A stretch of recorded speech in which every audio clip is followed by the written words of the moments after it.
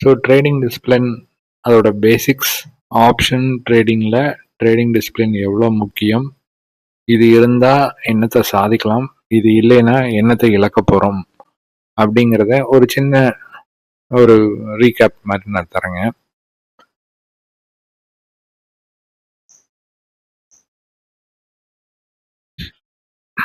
No trades between 9:15 and 9:30ங்க. So let's be very clear. வந்து 9:15 to 9:30 ஏன் trade எடுக்கக்கூடாது அப்படின்னு நான் சொல்கிறேன்னா, அந்த 9:15 to 9:30 பெரிய பெரிய இன்ஸ்டிடியூஷன்ஸ்லாம் இருக்காங்கல்ல, அவங்க வந்து அவங்களோட ப்ரீவியஸ் டே பொசிஷன்ஸை க்ளோஸ் பண்ணுவாங்க, புது பொசிஷன்ஸை ஓப்பன் பண்ணுவாங்க. ரொம்ப வொலடைலாக இருக்கும். நம்ம மார்க்கெட் வந்து மேலே கொண்டு போகிற மாதிரி இருக்கும். அப்புறம் பார்த்தீங்கன்னா 9:30க்கு அப்புறம் ஃபுல் டே கீழே கொண்டு போயிடுவாங்க. கீழே கொண்டு போகிற மாதிரி இருக்கும், இல்லை ஃபுல்லாக மேலே கொண்டு போயிடுவாங்க. ஸோ 9:15 to 9:30 வந்து நம்ம ட்ரேட் எடுக்கிறத பற்றி யோசிக்கவே கூடாதுங்க. ஸோ அந்த டைமில் ட்ரேட் எடுக்கலைன்னா உங்களுக்கு கேபிட்டல் வந்து மிச்சமாகும். அப்புறம் 2:45 to 3:30 இதுவும் வந்து ஹைலி வாலடைல் டைமிங்ஸுங்க. ஸோ இதில் ஜீரோ ஹீரோ எல்லா ட்ரேடும் கிடைக்குங்க. ஆனால் நம்மளுக்கு அதெல்லாம் இப்போ வேண்டாங்க.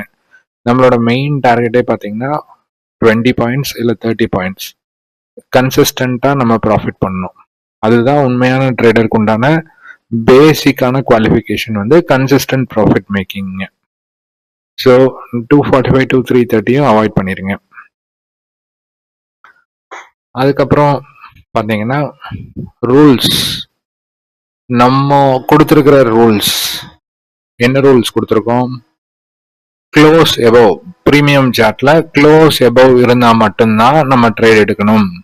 க்ளோஸ் பிலோ, அப்புறம் ப்ரீவியஸ் டேவோட லோக்கு பிலோ இருந்ததுன்னா அந்த இடத்துல நம்ம ட்ரேட் எடுக்கிறத பற்றி யோசிக்க கூட கூடாதுங்க. அதில் ரொம்ப ரொம்ப கிளியராக இருந்துக்குங்க. அந்த இடத்துல நம்ம ட்ரேடே எடுக்கக்கூடாது. க்ளோஸ் எபவ் இருந்தால் மட்டும்தான் ட்ரேடு. அதுவும் வந்து க்ளோஸ் எபவ் இருக்கும்போது ஆப்பனண்ட் இருக்காங்கல்ல, ஆப்பனண்ட்னா நான் சொல்றது இப்போ சிஇல வந்து க்ளோஸ் எபவ் இருக்குன்னா பிஇ வந்து க்ளோஸ் பிலோ போயிடணும். அப்பதான் அந்த ட்ரேடை பத்தி நம்ம யோசிக்கணுங்க. ரெண்டாவது பாயிண்ட் பார்த்தீங்கன்னா ரீடெஸ்ட். நான் ரீடெஸ்ட்னு சொல்லிட்டே இருப்பேன். ரீடெஸ்ட் அப்படின்னா ஒரு பிரேக் அவுட் கொடுத்ததுக்கு அப்புறம் அந்த பிரேக் அவுட்டை கன்ஃபார்ம் பண்றதுக்கு திருப்பியும் கீழே வந்துட்டு அதுக்கப்புறம் தான் மேலே போவாங்க. ஸோ ரீடெஸ்ட் பண்ற கேண்டில் வந்து பிரேக் அவுட் கேண்டிலுக்கு மேலே க்ளோஸ் வச்சதுக்கு அப்புறம் தான் நம்ம என்ட்ரி கொடுக்கணும். இது வந்து ப்ரைஸ் ஆக்ஷன் நிறைய வீடியோ இருக்கு யூடியூப்ல, அதை பார்த்தாலும் நீங்க தெரிஞ்சுக்கலாம். இப்போ ஒரு சின்ன இமேஜ் கொடுத்துருக்கேன், அதுல ரீடெஸ்ட்னா என்ன அப்படிங்கறது அது கிளியரா எக்ஸ்பிளைன் பண்ணியிருக்கு. இன்னத்த சார்ட் இன்னைக்கு பிஇ சார்ட்ல பாத்தீங்கன்னாலும் உங்களுக்கு ரீடெஸ்ட்லாம் எப்படி அப்படிங்கிறது கிளியரா தெரியும். வரக்கூடிய நாட்கள்ல எவ்ரி வீக் ஒரு இன்ஃபர்மேஷனல் வீடியோ இருக்கும். அந்த நெக்ஸ்ட் வீக் இன்ஃபர்மேஷனல் வீடியோவில் நான் கேண்டில் ஸ்டிக் பிரேக் அவுட் பற்றி நான் உங்களுக்கு சொல்கிறேன். ஸோ கேண்டில் ஸ்டிக் கன்ஃபர்மேஷன் பார்த்தாச்சு. அடுத்தது முக்கியமானது பார்த்தீங்கன்னா capital safety. So capital safety அப்படிங்கிறது நம்ம ட்ரேடருக்கு வந்து ஆப்ஷன் ட்ரேடருக்கு ரொம்ப ரொம்ப முக்கியமான விஷயம். ஸ்டாக் ட்ரேடிங் மாதிரி கிடையாது. ஸ்டாக் ட்ரேடிங்கில் உங்களுக்கு அவ்வளோ பெரிய கேபிட்டல் லாஸ் வராது. ஆனால் ஆப்ஷன் ட்ரேடிங்கில் கேபிட்டல் ஜீரோ ஆகிறதுக்கு 99.9% சான்ஸ் இருக்கு. ஸோ கேபிட்டலில் நம்ம வச்சுக்கிறதும் கேபிட்டலில் இழக்கிறதும் நம்ம கையில் தான் இருக்கு. அதை எப்படி பண்ணணும் அப்படின்னு பார்த்தீங்கன்னா, எக்ஸ்பிரி டே அன்னைக்கு ஒரு பெரிய பிளண்டர் தப்பு பண்ணக்கூடாது. ஏன்னா கேபிட்டல் இல்லைன்னா அடுத்த நாள் நம்ம ட்ரேடே பண்ண முடியாது. ஸோ எக்ஸ்பிரி டே அன்னைக்கு 100 லாட் வாங்குறது, 50 லாட் வாங்குறது, ₹1 இருக்கிற லாட்டை வாங்குறது, அந்த வேலையெல்லாம் பண்ணவே கூடாது. பண்ணாம நம்ம ப்ரீவியஸ் வீக்ல ப்ராஃபிட் பண்ணி வச்சிருப்போம் இல்லைங்க. ஃபார் எக்ஸாம்பிள் இந்த வாரம் நம்ம எவ்வளோங்க 400 பாயிண்ட் ப்ராஃபிட் பண்ணியிருக்கோம். அதில் ஒரு 100 பாயிண்ட்டை வந்து இதில் ட்ரை பண்ணலாம். 100 பாயிண்ட்னா ஒரு 6500 ரூபா, அதை ட்ரை பண்ணலாம். 400 பாயிண்ட் நீங்கள் லாஸ்ட் வீக் ஜெயிச்சிருந்தீங்கன்னா, ஸோ அந்த மாதிரி உங்களோட ப்ராஃபிட்ல ஒரு பெர்சன்டேஜ் அப்படிங்கிறத மட்டும் யூஸ் பண்ணி இந்த எக்ஸ்பிரி டேல ட்ரை பண்ணுறதெல்லாம் ஜீரோ ஹீரோ ட்ரை பண்ணுறதெல்லாம் பண்ணுங்க. ஸோ உங்களோட மெயினான கேபிட்டலில் இதுல யூஸ் பண்ணி அதை லூஸ் பண்ணக்கூடாது. அடுத்த பாயிண்ட் பார்த்தீங்கன்னா emotional or revenge trading. Emotional trading or revenge trading என்னங்க? காலையில் 9:15 ஓப்பன் ஆனோம்னா நீங்கள் போய் ஒரு பொசிஷன் எடுத்து வச்சிருவீங்க. அது பார்த்தீங்கன்னா ஆப்போசிட்ல போயிட்டு இருக்கோம். இருந்தாலும் திருப்பியும் அது வந்து யூ டர்ன் கொடுக்கும் ப்ராஃபிட்ல வரும் அப்படின்னு சொல்லிட்டு போய் எக்ஸ்ட்ரா லாட்டை வாங்குறது, அதை ஆவரேஜ் பண்றது, இந்த வேலை வந்து இருக்கவே கூடாது. அதுதான் ரொம்ப ரொம்ப முக்கியம். அப்புறம் நெக்ஸ்ட் பாயிண்ட் பார்த்தீங்கன்னா, மேக்ஸிமம் 2 ட்ரேட் பர் டேங்க. இல்லைன்னா brokerage at end of the day பார்த்தீங்கன்னா ஒரு 1500 2000 கொடுப்பீங்க. உங்களுக்கு வந்திருக்கிற ப்ராஃபிட் பார்த்தீங்கன்னா 2000 இருக்கும். அவ்வளோதான். வந்த காசு brokerage-லயே போயிட்டே இருக்கும். இது தெரியவே தெரியாதுங்க. ஸோ அது வந்து ரொம்ப கிளியரா இருந்துக்குங்க. ஒரு ட்ரேட் இல்லை 2 ட்ரேட் அதோட நிறுத்திக்கங்க. அது ப்ராஃபிட் வருது வரல, நம்ம ட்ரேட் எடுக்கிறதுக்கு முன்னாடி அந்த பைங்கிற ஆப்ஷனை கிளிக் பண்றதுக்கு முன்னாடி 30 செகண்ட்ஸ் யோசிங்க. அந்த 30 செகண்ட்ஸ்ல நம்ம ரூல்ஸை ஃபாலோ பண்ணியிருக்கிறோமா, ரீடெஸ்ட் வந்துருச்சா, கேண்டில் ஸ்டிக் கிளியரா இருக்கா, எல்லாம் பார்த்துட்டு தான் நம்ம அந்த பைங்கிறதவே கிளிக் பண்றோம். அப்படி பண்ணா நம்ம சேஃபா இருப்போங்க.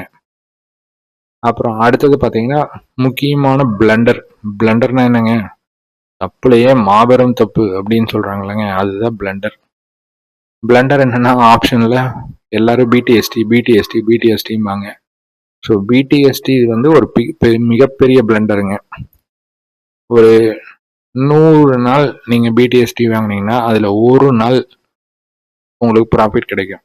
ஆனா மீதி 99 நாள் நீங்க போட்ட காசு அவ்வளவுதான் போச்சு. ஃபார் எக்ஸாம்பிள் நேற்று என்னாச்சுங்க, மார்க்கெட் கீழே வந்தது, நிறைய பேர் வந்து புட் ஆப்ஷன் பிடிஎஸ்டி வாங்கியிருந்தீங்கன்னா காலையில என்ன பண்ணாங்க, காலையில் 100 பாயிண்ட் மேலே கொண்டு போனாங்க. 100 பாயிண்ட் மேலே கொண்டு போகும்போது நீங்க வாங்கி வச்சிருந்த ப்ரீமியம் பார்த்தீங்கன்னா ஆல்மோஸ்ட் 20% 30% கம்மியாக போகும். நீங்க பேனிக்ல வந்து உங்களை செல் பண்ணிடுவீங்க. அதுதான் இன்ஸ்டிடியூஷன்ஸ்க்கு வேணும். காலையில உங்களை பேனிக் பண்ணி நீங்க எடுத்து வச்சிருக்கிற பொசிஷனை எடுத்துருவாங்க. அவங்களுக்கு வால்யூம் கிடைச்சிரும். அதுக்கப்புறம் அந்த வால்யூமை வச்சு ஆப்போசிட்ல போய் ப்ராஃபிட் பண்ணுவாங்க. ஸோ பிடிஎஸ்டி நம்மளுக்கு இல்லைங்க, இண்டிவிஜுவல் ட்ரேடர்ஸ்க்கு இல்லை. அது வந்து மேபி இன்ஸ்டிடியூஷனல் ட்ரேடர்ஸ் ஒரு 1000 கோடி 2000 கோடி வச்சு பண்றாங்க இல்லைங்க, அவங்களுக்கு வேணா ஓகே, நம்மளுக்கு ஆகாதுங்க. அப்புறம் averaging and losing trade already இப்போ சொல்லிட்டேன். அப்புறம் ரிமூவிங் ஸ்டாப் லாஸ், இது ஒரு பெரிய முட்டாள்தனம். எல்லாரும் பண்றது தான், நானும் ஆரம்ப காலத்துல பண்ணியிருக்கேன். பண்ணி லாஸ் பண்ணி அதுக்கப்புறம் இதெல்லாம் பண்ணக்கூடாது அப்படிங்கிறது. இதுல இருக்கிற ஒவ்வொரு பாயிண்ட்டுக்கு பின்னாடி என்னோட சஃபரிங் இருக்குங்க, என்னோட லேர்னிங் இருக்கு. இதை பேஸ் பண்ணி தான் இந்த பாயிண்ட்ஸ், இதுதான் வந்து கீ டு சக்சஸ் அப்படின்னு நான் வச்சிருக்கேங்க. ஸ்டாப் லாஸ் அடிச்சதுன்னா திருப்பியும் போய் அதை வாங்குறது, அப்புறம் ஸ்டாப் லாஸை எக்ஸ்டெண்ட் பண்றது, ஸ்டாப் லாஸை ரிமூவ் பண்றது, இந்த மாதிரி வேலையெல்லாம் இருக்கக்கூடாதுங்க. நம்ம ட்ரேட் எடுக்க போறோம் அப்படின்னாலே நம்ம ஃபர்ஸ்ட் வீடியோல சொன்ன மாதிரி க்ளோஸ் அபவ் போகுதா, கேண்டில் ஸ்டிக் கன்ஃபர்மேஷன் கிடைக்குதா, 10 point stop loss, 10 point stop loss வச்சு நீங்க ட்ரை பண்ணுங்க. சப்போஸ் ஸ்டாப் லாஸ் அடிச்சுன்னா விட்டுடலாம், அன்னைக்கு நம்மளுக்கு ட்ரேட் இல்லைன்னு நினைச்சிட்டு போயிட வேண்டியதுதான். போனா 10 பாயிண்ட் தான் போகும், இல்லைன்னா என்டையர் கேபிட்டலே போயிடும். அதை வந்து ரொம்ப கிளியரா மைண்ட்ல வச்சுக்கணுங்க. அதுக்கப்புறம் நெக்ஸ்ட் பாயிண்ட் பார்த்தீங்கன்னா கீ டு சக்சஸ் அப்படின்னு ஒரு டாபிக் சொல்றாங்க. இது என்ன கீ அப்படின்னு பார்த்தீங்கன்னா பேஷன்ஸ், வெயிட் பண்ணுங்க. நம்ம லெவல்ஸ் என்னங்கிறத மார்க் பண்ணியிருக்கோம். அந்த லெவல்ஸை வந்து ஸ்பாட் சார்ட்ல நம்மளுக்கு கிளியரா சொல்லியிருக்கோம், எது வரைக்கும் நம்ம வெயிட் பண்ணலாம் அப்படின்ட்டு. அது வரைக்கும் வெயிட் பண்ணலாம், அது வரைக்கும் வந்து ஃபுல் ப்ராஃபிட்டை அட்டைன் பண்ணுங்க. ப்ராஃபிட் வந்தா 10 பாயிண்ட்ல க்ளோஸ் பண்றது, லாஸ் வந்தா 30 பாயிண்ட் வெயிட் பண்றது, அப்படி இருக்கக்கூடாதுங்க. ஸ்டாப் லாஸ்னா ஸ்டாப் லாஸ் 10 பாயிண்ட் தான்.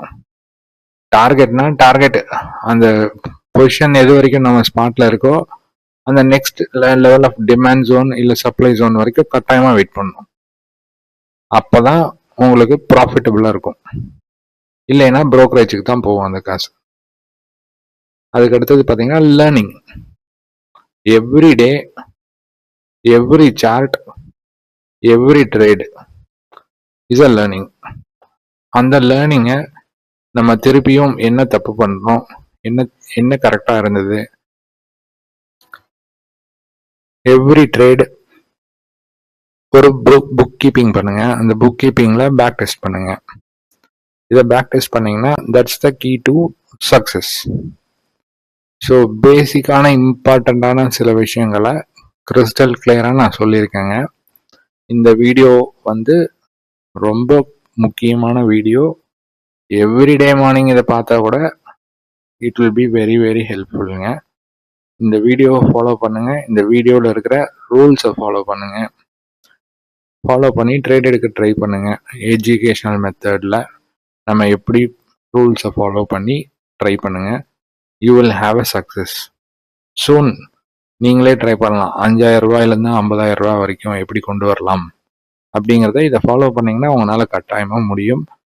இந்த சேனலோட இன்டென்ஷனே பார்க்கக்கூடிய சப்ஸ்கிரைபர்ஸ், வியூவர்ஸ் எல்லாருக்கும் ஒரு நாலேஜ் கிரியேட் பண்ணும்.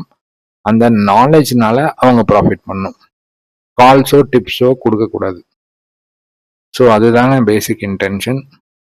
இந்த கண்டென்ட் உங்களுக்கு பிடிச்சிருக்குன்னு நினைக்கிறேங்க. உங்களுக்கு பிடிச்சிருந்ததுன்னா லைக் பண்ணுங்க, ஷேர் பண்ணுங்க, சப்ஸ்கிரைப் பண்ணுங்க, உங்க ஃப்ரெண்ட்ஸுக்கும் இதை ஷேர் பண்ணுங்க. தேங்க்யூ.